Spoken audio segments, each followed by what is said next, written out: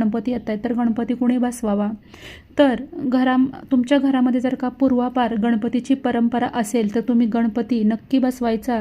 गणपती हा उत्साहानं बसवला जातो. गणपतीच्या पाठीमागं म्हणजे गणपती हा परंपरेनंच बसवला पाहिजे असं काही नाही. तुम्ही हौसेने सुद्धा गणपती बसवू शकता. म्हणजे समजा एखाद्याच्या घरामध्ये गणपती बसवण्याची परंपरा नाही आहे, पण तुम्हाला गणपतीची खूप भक्ती तुम्ही करता, ओढ आहे, गणपती तुम्हाला बसवायची इच्छा आहे, तर तुम्ही अगदी बिनधास्त तुमच्या घरामध्ये तुम्ही गणपती हा बसवू शकता. त्या पाठीमागं कुठलंही शास्त्र नाही आहे की गणपती कुणी बसवला पाहिजे.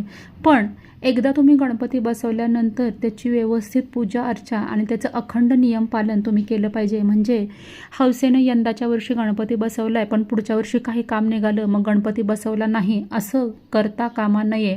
एकदा तुम्ही हा वसा हाती घेतला म्हणजे तुम्हाला तो आयुष्यभर निभावणं आहे.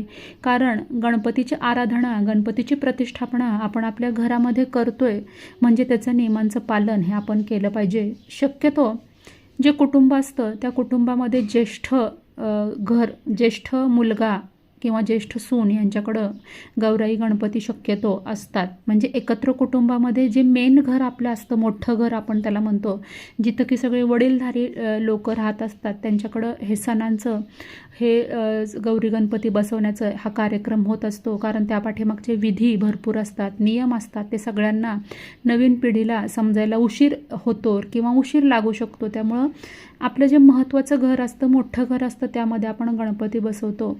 पण जर का तुम्ही तुमच्या कुटुंबापासून विभक्त राहत असाल, दुसऱ्या गावी राहत असाल किंवा अन्य कुठेही दुसरीकडे राहत असाल तर तुम्ही गणपती बसवायला हरकत नाही.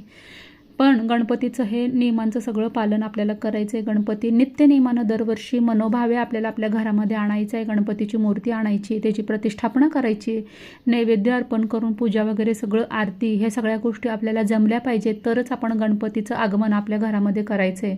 हाऊस म्हणून चला बाकीचे करतात म्हणून आपल्यालाही करू वाटतं. एखाद्या वर्षी उत्साह असतो आणि पुढच्या वर्षी उत्साह नाही, असं चालणार नाही. गणपतीची आराधना करायची असेल तर अगदी मनापासून तुम्ही गणपती घरामध्ये आणा. गणपती तुमच्या घरामधली सगळी संकटं ही घालवण्यास मदत करतो. तुमच्या घरावरची सगळी संकटं निघून जातात गणपती घरी आल्यामुळं. गणपतीचं महत्त्व मी तुम्हाला दुसऱ्या व्हिडिओमध्ये नक्की सांगेल. पण आपला आजचा विषय गौरी गणपतीची प्रतिष्ठापना, त्यामागचे नियम ते मी सांगणार आहे.